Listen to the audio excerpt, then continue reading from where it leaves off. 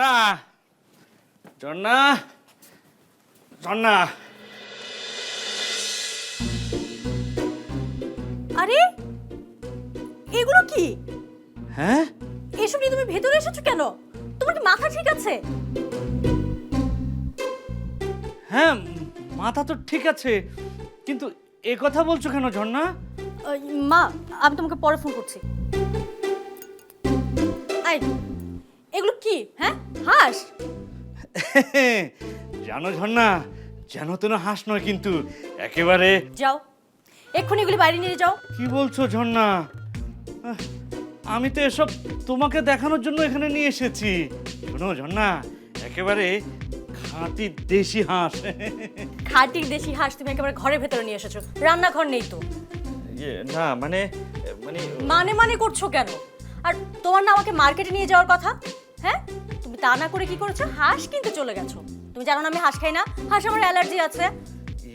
ঝর্ণা, তুমি কিন্তু ভুল বুঝেছো। হাঁস তো তোমার জন্য আনিনি। তাহলে কার জন্য?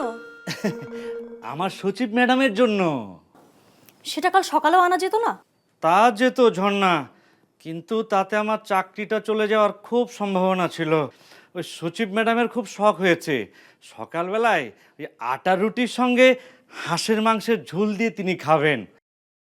তুই রাতের বেলায় যদি এই মাংস ভিনেগারে ভিজিয়ে না রাখা হয় তাহলে না সেই রকম টেস্ট হয় না, বুঝেছো? সেজন্যই। তখন তো কত গল্প করলে ম্যাডামের কাছ থেকে গাড়ি নিয়ে আমাকে মার্কেটে নিয়ে যাবে। সব ফাঁকা বলি।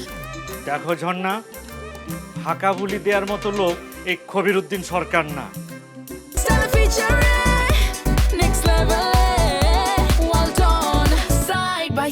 সত্যি কথা বলতে কি, ওই সমস্যাটা বাঁধিয়েছে ম্যাডামের ওই কুকুর কুটুর।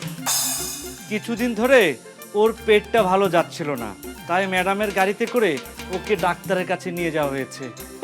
খুব ভালো, একটা কুকুরকে ডাক্তারের কাছে নিয়ে গেছে আর একটাকে বাজার করতে পাঠিয়েছে। ঝর্ণা, বাজার করতে মানে তুমি কোন কুকুরের কথা বলছো? কিছু না।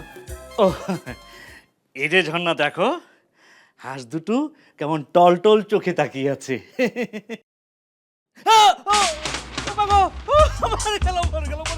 কি হলো?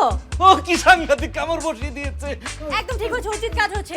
খবরটা চেঁচাবে না, চেঁচাবে না। আই! আরে কি করছো? দুষ্ট হাঁস কি সাংঘাতিক ভাবে কামড় বসিয়ে দিয়েছে। ঝর্ণা, এখন কি হবে? কি আর হবে, 14টা ইনজেকশন দিতে হবে। কি সাংঘাতিক, 14টা ইঞ্জেকশন দিতে হবে।